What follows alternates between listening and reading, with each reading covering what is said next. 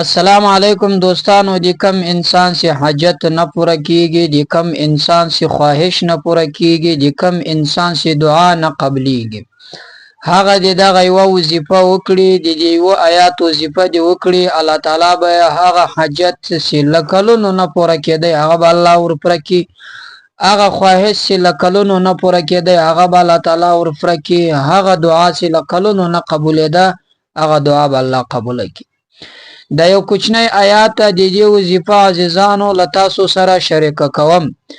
دا وظیفه وکړئ ان شاء الله چې لاس پورته کوي، هر حاجت لري الله تعالی هغه حاجت تاسو ته درپوره کوي. دا که ناممکن حاجت وي، یعنې که د دې حاجت د پوره کولو لپاره تاسو قسم ته وظایف کړي وي، ډېرې وظیفې مې کړي وي، خو بیا یې کومه نتیجه هم نه یې ورکړې، نو نن راسي دا یو وظیفه هم وازموي، په دې یو وظیفه باندې هم عمل وکړئ، ان شاء الله دغه حاجت بس تاسو پوره شي.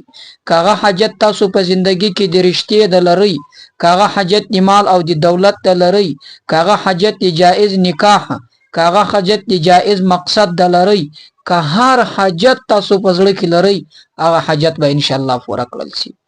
دا وظیفه دوستانو د ماښام له لمانځه نه بعد وکړئ. کله چې له لمانځه نه فارغ سواست پر هغه ځای ناست، له هغه ځای څخه مه ولاړېږئ، دغه یو عمل وکړئ.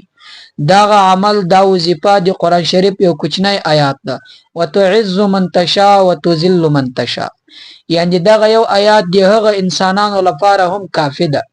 کم انسان چې غواړي تا ناکامه کوي، فتاسې فسیږي، کوشش کوي تا ته نقصان، تاوان، ذلت، خواري، مسکنت، فقر در رسوي په یو لاره باندې، نو دغه یو آیات تعالی لپاره کافي ده، د هغه انسان لپاره پر دا طریقه کافي ده چې دغه مخنیوي کوي، ځکه چې هر څه د الله په لاس کې دی، عزت، شهرت، ذلالت، هر څه د الله په لاس کې دي. نو که د انسان دا یقین مضبوط شي، عقیده مضبوطه شي او دا یو وظیفه وکړي، الله تعالی به په دنیا کې شهرت، عزت، هر څه ور نصیب کړي.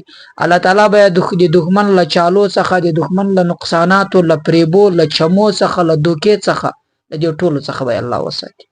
نو د دې وظیفې عمل درته ښیم، د دې وظیفې طریقه درته ښیم. دا یوه وظیفه وکړئ، خپل مقصد، خپل حاجت په خپل ذهن کې، په خپل دماغ کې راوګرځوئ، له هغه نه بعد د وظیفې ته کښېنئ. کله چې د ماښام له لمانځه نه بعد فارغه سواست، که کور یاست، که مسجد کې یاست، که زنانه یاست، که نارینه یاست، نو خپل لمونځ چې وکړئ، له لمانځه نه بعد به یو وارې درود شریف ووایاست چې هر درود تاسو ته اسانه وي. اسانه درود چې زه درښیم هغه دغه درود ده، اللهم صل علی محمد وعلى آل محمد. دا درود یو وارې ووایاست، له هغه نه بعد 250 واره، یعنې 250 واره دا کوچنی آیات ووایاست، وتعز من تشاء وتذل من تشاء، بس دا یو واره، وتعز من تشاء وتذل من تشاء دا 2 واره. دارنګه ووایاست 250 واره، فای کې بیرته هغه درود شریف ووایاست چې تاسو په سر کې ویلی وي. له هغه نه بعد د خپل حاجت لپاره لاس پورته کوئ، دعا وکړئ، دغه آیات الله ته پیش کړي چې الله د دې په برکت سره خو زه یو حاجت لرم چې له کلونو راایسته نه ده پوره سوی، یا الله دغه حاجت راپوره کړي.